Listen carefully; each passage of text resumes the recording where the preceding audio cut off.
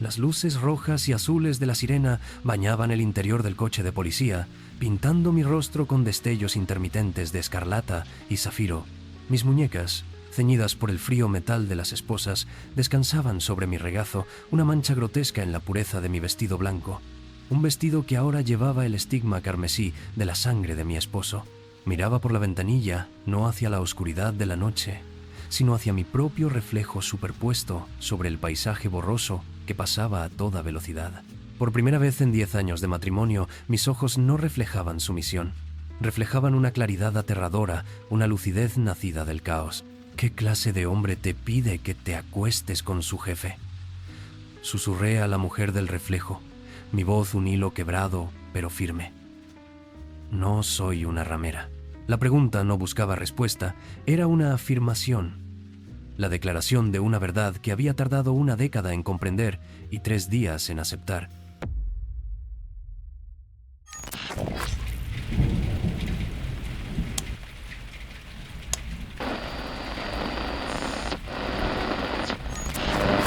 Ha sintonizado El Gato Narrador, historias dramáticas para humanos.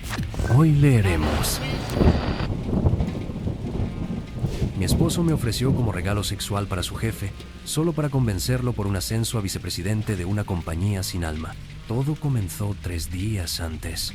El sol se colaba por las ventanas de nuestra impecable casa en los suburbios, la clase de casa que grita éxito, con sus jardines perfectamente cuidados y su fachada de ladrillo color crema. Frank llegó del trabajo antes de lo habitual, una sonrisa extraña y tensa tirando de las comisuras de sus labios. No era su sonrisa de he cerrado un buen trato, ni la de he conseguido entradas para el partido. Era una sonrisa depredadora, la de un cazador que ha acorralado a su presa y saborea la victoria antes del golpe final. Dejó su maletín de cuero junto a la puerta con un golpe seco. El sonido resonó en el silencio de la casa, un presagio que mi mente, en su inocencia, no supo interpretar. «Cariño», dijo acercándose. Me rodeó la cintura con sus brazos, pero no había calor en su abrazo. Era posesivo, un ancla. «Necesito que hagas algo por nosotros, por nuestro futuro». Me aparté un poco para mirarlo a los ojos. «¿Qué pasa, Frank? ¿Estás bien?» Él rió, una carcajada corta y sin alegría. «Mejor que bien, Hazel. Estoy a punto de ser espectacular». Me guió hasta el sofá de felpa, el que habíamos elegido juntos en una tarde soleada de un sábado lejano. Un recuerdo que ahora parecía pertenecer a otra vida. Nos sentamos y él tomó mis manos entre las suyas. Sus palmas estaban sudorosas. «He estado hablando con el señor Davidson», comenzó, refiriéndose al dueño de la compañía sin alma para la que trabajaba, un conglomerado que devoraba pequeñas empresas como la de mi padre. «La vicepresidencia está sobre la mesa, Hazel. La vicepresidencia». Mis labios se curvaron en una sonrisa genuina. «Frank, eso es maravilloso. Sabía que lo conseguirías». Su sonrisa no reflejó la mía. Se mantuvo fija, extraña. «Casi, cariño, casi. Hay un último detalle, un último obstáculo». Hizo una pausa, sus ojos buscando los míos con una intensidad que me heló la sangre. «Davidson es un hombre de gustos particulares. Valora la lealtad por encima de todo. Quiere una prueba de mi compromiso total, de nuestro compromiso». El aire en la habitación se volvió denso, pesado. Sentí un nudo formándose en la boca de mi estómago. «¿Qué clase de prueba?» Frank se lamió los labios. «Él te quiere a ti, Hazel. Solo por una noche». Las palabras flotaron en el aire entre nosotros, venenosas e irreales. Parpadeé, segura de haberlo oído mal. Mi cerebro se negó a procesar la frase, a ensamblar las sílabas en el concepto monstruoso que formaban. Debía ser una broma de muy mal gusto. «¿Qué?», logré articular. «Es solo una noche», continuó él. Su voz ahora un susurro persuasivo, como si me estuviera vendiendo una póliza de seguros. «Piensa en ello como una inversión, un sacrificio necesario por todo lo que tendremos. Una casa más grande, viajes, la seguridad de no volver a preocuparnos por el dinero nunca más. Davidson es un hombre de palabra. Si haces esto, la vicepresidencia es mía. Es nuestra». Me quedé paralizada. El mundo se detuvo. El tic-tac del reloj de pared en el pasillo se convirtió en un martilleo ensordecedor en mis sienes. Lo miré, buscando cualquier atisbo de duda, de locura, de arrepentimiento. No había nada, solo una ambición fría y calculadora. Hablaba de entregar mi cuerpo, mi dignidad, como si estuviera discutiendo los términos de un contrato, el precio de una mercancía. Era el tipo de silencio que te congela la sangre, el tipo de momento que te hace preguntarte cómo diablos llegaste hasta aquí. Les aseguro que la respuesta es más retorcida de lo que imaginan, así que si tienen el estómago para ello, suscríbanse a mi desgracia, porque esto apenas comienza. Al día siguiente, el sol salió como si nada hubiera pasado, indiferente a la fractura que se había abierto en mi universo. Me encontré en la cocina, preparando el desayuno por pura inercia. Mis manos se movían con una memoria muscular que mi mente, todavía en shock, no podía dirigir. Los huevos chisporroteaban en la sartén. El aroma del café llenaba el aire. Una escena de normalidad doméstica tan falsa que resultaba obscena. Frank entró en la cocina, ya vestido con uno de sus trajes caros. Se sentó a la mesa y desdobló el periódico, hablando del pronóstico del tiempo y de alguna fluctuación irrelevante en el mercado de valores. Actuaba como si la conversación de la noche anterior nunca hubiera existido, como si no me hubiera pedido que me vendiera por su carrera. Esa negación era casi peor que la propia petición. Era un borrado, una invalidación de mi horror. Le serví el plato en silencio. Mis manos temblaban ligeramente. Él no lo notó, o fingió no hacerlo. «Ya confirmé la cita con Davidson», dijo de repente, su voz casual, ahogada por el crujido del periódico.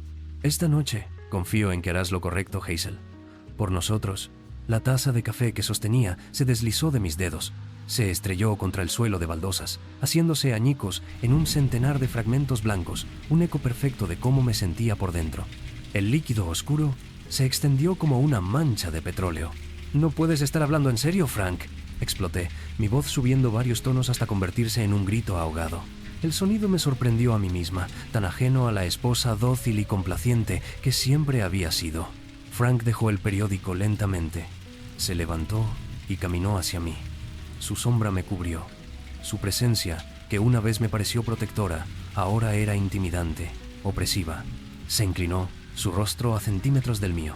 «Para bien o para mal, Hazel», siseó. Sus palabras, un recordatorio perverso de nuestros votos matrimoniales. «Esto es por nuestro bien, el tuyo y el mío. No seas dramática».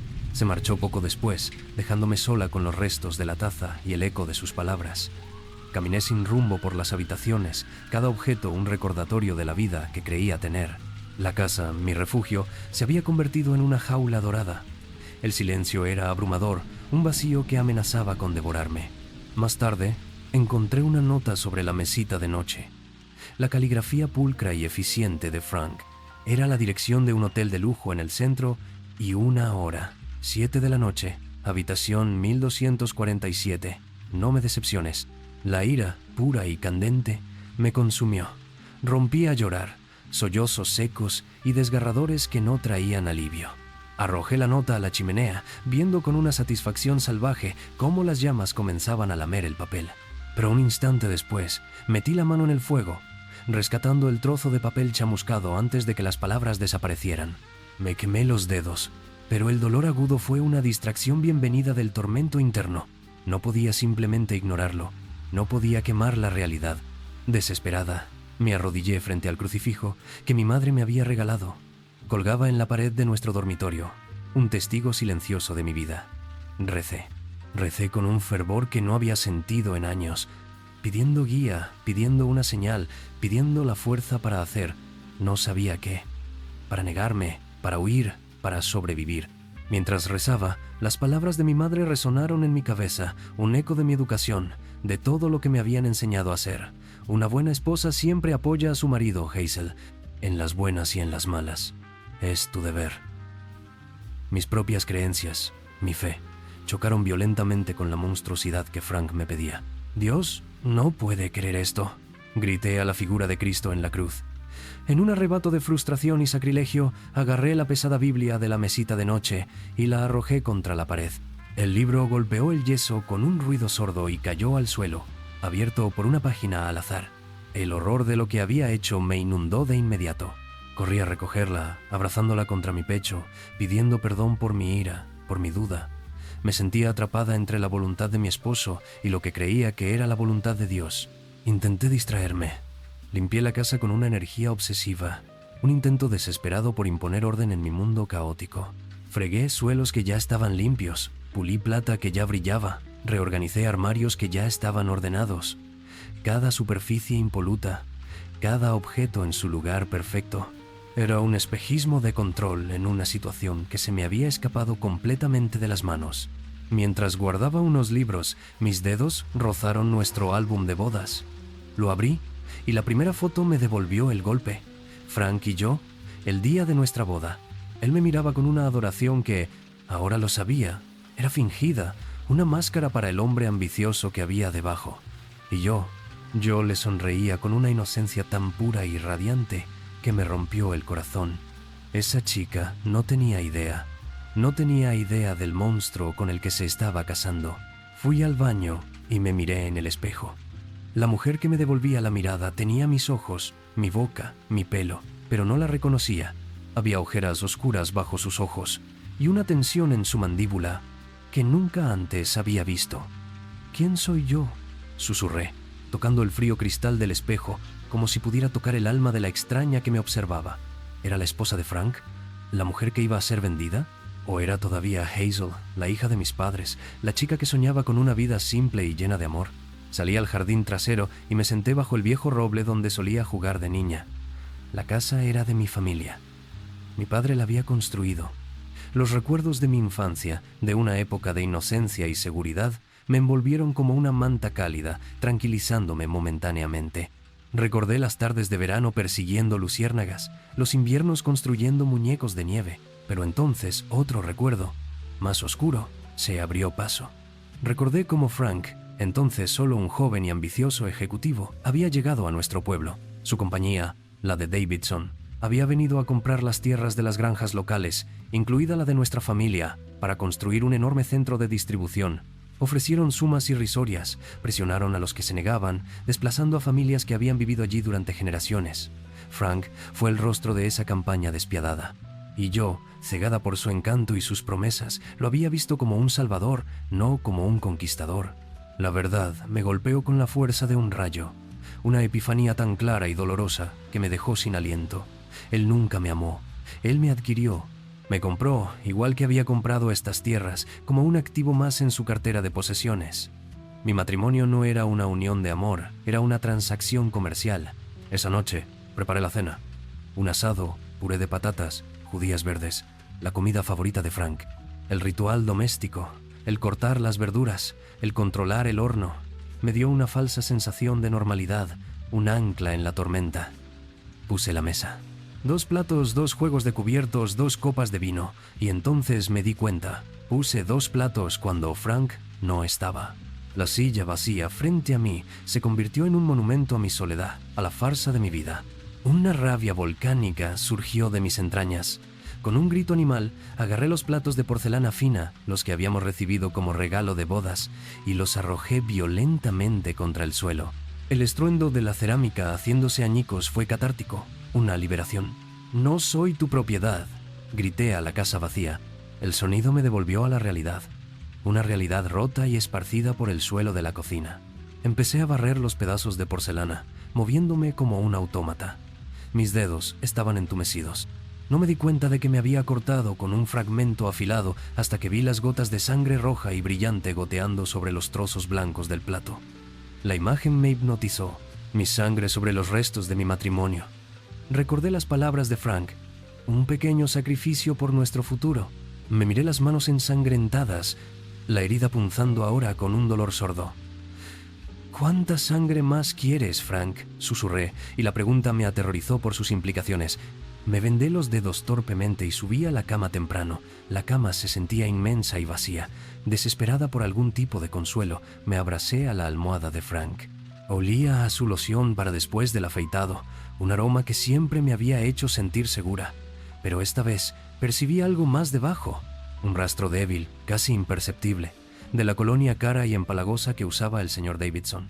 Lo recordaba de la cena de Navidad de la empresa, la única vez que lo había visto en persona. La realización me golpeó con la fuerza de una bofetada. Esto no era una idea nueva, no era un plan improvisado. Lo habían discutido, lo habían planeado, hasta los detalles más pequeños y nauseabundos. Arrojé la almohada lejos de mí con asco, como si estuviera contaminada. Al día siguiente, el segundo día de mi nueva y horrible realidad, intenté llamar a Frank 1, 2, 10 veces. Cada llamada iba directamente al buzón de voz. Le dejé mensajes, mi voz cada vez más desesperada. «Frank, por favor, llámame. Tenemos que hablar. No puedo hacer esto». Finalmente, por la tarde, contestó. El ruido de fondo era inconfundible. Un restaurante concurrido, risas, el tintineo de copas. Estaba en una cena de negocios, viviendo su vida como si nada. «¿Hazel?»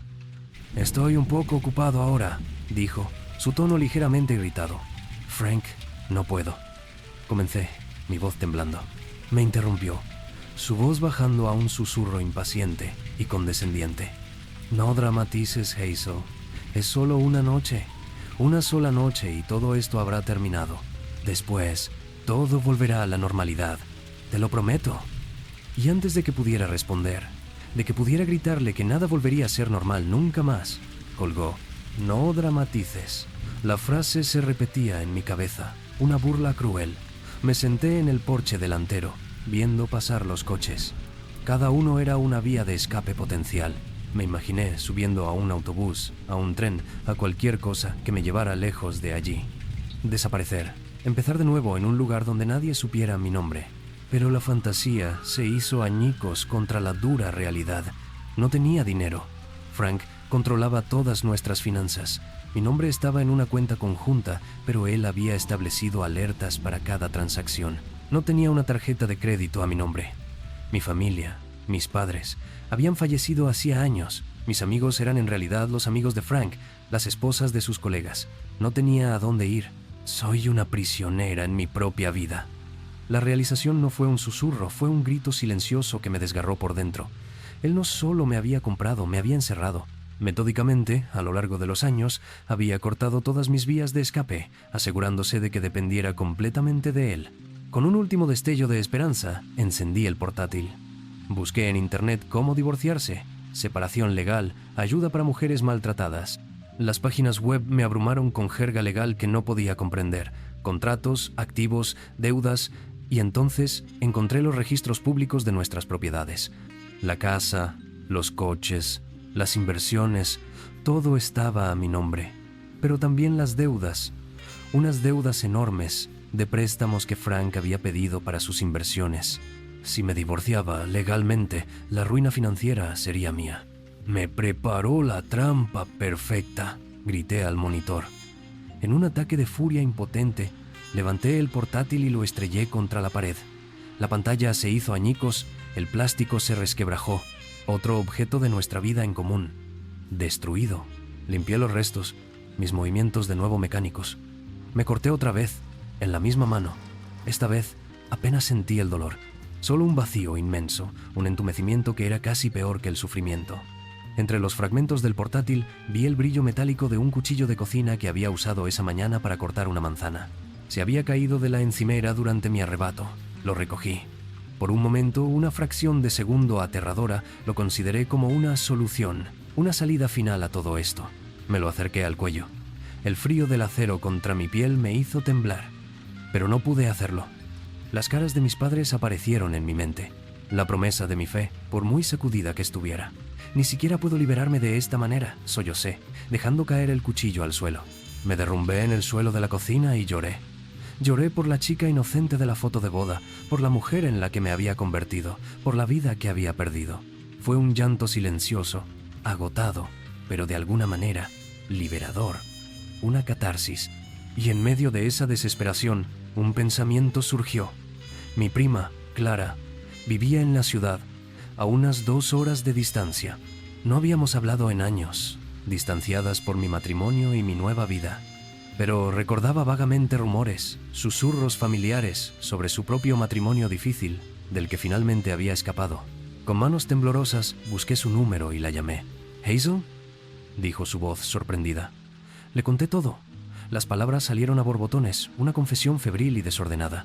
Cuando terminé, hubo un largo silencio al otro lado de la línea. «Oh, Hazel», dijo finalmente, su voz llena de una compasión que me hizo llorar de nuevo. «Creí que eras tan feliz». Me contó su propia historia, un infierno de abuso emocional y control que reflejaba el mío de formas escalofriantes. Logré escapar, dijo, pero me costó años de sufrimiento. ¿Por qué no me dijiste nada antes? No lo sabía, susurré. No sabía que esto era... esto. Por primera vez en días sentí un rayo de esperanza. No estaba sola. «Puedes venir a mi casa», dijo Clara. «Quédate conmigo, te ayudaré». «Hay más», le dije, y con una vergüenza que me quemaba la garganta, le conté lo de Davidson. El trato, la habitación del hotel, el silencio al otro lado de la línea fue diferente esta vez, pesado, cargado de horror. «Hazel», dijo Clara, y su voz era apenas un susurro. «Eso no es solo abuso. Eso es prostitución forzada». La palabra cayó como una bomba en el silencio de mi cocina. Prostitución. La palabra se clavó en mi cerebro. No era un sacrificio, no era un trato, era la venta de mi cuerpo. La verdad, nombrada por fin, era más fea de lo que había imaginado. «Frank regresa mañana por la tarde», le dije, mi voz vacía. «Espera que vaya al hotel esa misma noche, no tengo tiempo para esconderme». Al día siguiente, el tercer día, el día señalado, me desperté con una nueva determinación: huir. Era mi única opción. Empaqué una maleta pequeña con lo esencial, algo de ropa, mis documentos, los pocos objetos de valor sentimental que tenía. Estaba a punto de salir por la puerta cuando vi una nota que no había notado antes, pegada en el frigorífico. Otra nota de Frank. «Cancelé todas las tarjetas por seguridad. No queremos gastos innecesarios mientras estoy fuera. Te dejé algo de efectivo en el cajón de la cocina». Corrí al cajón. Dentro había un fajo de billetes. Lo conté. $23. $23. No era suficiente ni para un billete de autobús a la siguiente ciudad. Era un insulto. Un último giro del cuchillo.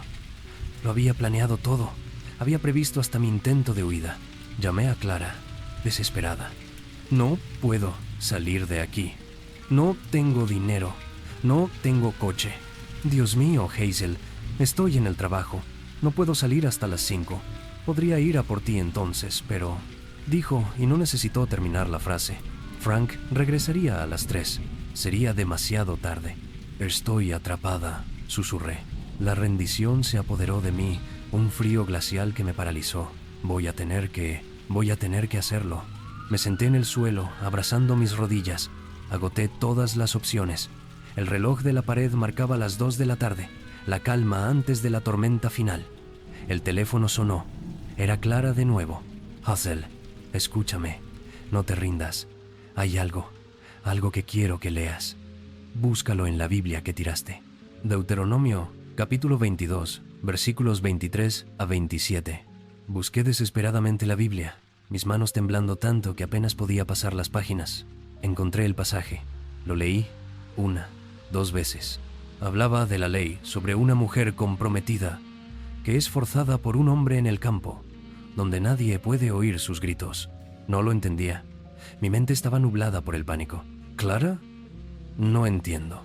«Hazel, escucha lo que dice la ley de Dios», me explicó por teléfono, su voz urgente. «Dice que si fuerzan a una mujer en un lugar donde no puede pedir ayuda, solo el hombre debe morir. La mujer es inocente. No hay pecado en ella. ¿Lo entiendes, Hazel? Solo el hombre debe morir». Colgué el teléfono. Las palabras de Clara, las palabras del libro sagrado, resonaban en mi cabeza, convirtiéndose en un mantra. «Solo el hombre morirá. Solo el hombre morirá. Solo el hombre morirá». Mi voz se volvió mecánica, mi mente se disoció de mi cuerpo. Una calma sobrenatural, helada, se apoderó de mí. Caminé calmadamente a la cocina. Recogí el cuchillo del suelo, el mismo cuchillo, pero esta vez lo sostuve con un propósito diferente. Ya no era un instrumento de escape para mí, sino un instrumento de justicia. A las 3:15 escuché el sonido familiar de su coche en la entrada. Me posicioné al lado de la puerta, oculta por la pared, con el cuchillo en la mano. Mi corazón no latía con fuerza, apenas lo sentía. Solo el mantra en mi cabeza. Solo el hombre morirá. La puerta se abrió. Frank entró, silbando una melodía despreocupada. Dejó su maletín. «Hazel, cariño, ya estoy en casa», dijo, su voz resonando en el pasillo. «Espero que estés lista para esta noche». No llegó a terminar la frase. Salí de mi escondite. Él se giró, sus ojos se abrieron con sorpresa, luego con una incipiente comprensión, pero fue demasiado tarde. Me abalancé sobre él. El primer golpe fue en el estómago. luego el segundo, el tercero, 14 veces. Lo apuñalé 14 veces, la mayoría por la espalda mientras intentaba huir de mí. Fue un frenesí silencioso, metódico, brutal. No grité, no lloré, solo el sonido sordo de la hoja entrando y saliendo y el eco del mantra en mi mente. Cuando terminé, me quedé de pie, jadeando, el cuchillo goteando en mi mano. Él yacía en el suelo, en un charco de su propia sangre, sus ojos vidriosos fijos en el techo. El silencio volvió a llenar la casa. Regreso al presente, al coche de policía. Miro mi reflejo en la ventanilla. La mujer que me devuelve la mirada ya no es la esposa sumisa de Frank, ya no es la víctima. No sé exactamente quién es, pero es libre. Ahora estoy aquí, en una celda, escribiendo esto. Me dieron cadena perpetua. A veces, por la noche, todavía escucho su voz llamándome dramática, pero luego recuerdo el silencio que siguió. Y sé que tomé la única decisión que me dejó. No sirve de nada ser la mujer ideal para un hombre que nunca lo fue. Tal vez jamás vuelva a mirar a otro hombre con esa inocencia, pero al menos no fui la puta de nadie. Me pesa admitirlo, realmente me produce una acidez comparable a la leche barata, pero debo felicitar a The Postmo Writer. En el vasto y a menudo predecible océano de confesiones anónimas que es la Internet, esta pieza destaca. Es un pequeño y desagradable diamante en bruto. Se aleja del cliché de la venganza, predecible, para adentrarse en algo mucho más interesante. Un descenso a la locura justificado por la fe. ¡Qué delicia tan perversa! Lo fascinante de esta pequeña tragedia humana no es el acto de violencia en sí, francamente. Los humanos son predeciblemente violentos. No, lo que captura mi atención es el campo de batalla interno. Hazel no es una heroína moderna y empoderada que encuentra su fuerza en un seminario de autoayuda o en un podcast feminista. Es todo lo contrario. Es una reliquia, una mujer educada bajo un código de servidumbre y obediencia casi medieval, con una fe en su Dios que es, hasta el último momento, la piedra angular de su existencia. El verdadero horror de la historia radica en cómo su opresor utiliza precisamente esa devoción y ese sentido del deber para intentar doblegarla y cómo ella, a su vez, retuerce esa misma fe para encontrar una justificación teológica para el asesinato. Es una exploración exquisita de la paradoja. Se libera de la tiranía de su esposo no rechazando sus creencias fundamentales, sino llevándolas a su conclusión más lógica y aterradora. Convierte el texto sagrado en un permiso para matar. La transformación no es de sumisa a rebelde en un sentido secular, sino de creyente a fundamentalista de su propia y única causa. Y en ese acto, se condena a sí misma ante la ley de los hombres para, en su retorcida lógica, permanecer inocente ante los ojos de su Dios. Es una gimnasia moral digna de un sofista griego y mucho más entretenida. Así que díganme ustedes, criaturas emocionales que escuchan mi voz aterciopelada, cuando la devoción se convierte en delirio. ¿Y es un acto de liberación menos válido si se justifica con una locura divinamente inspirada?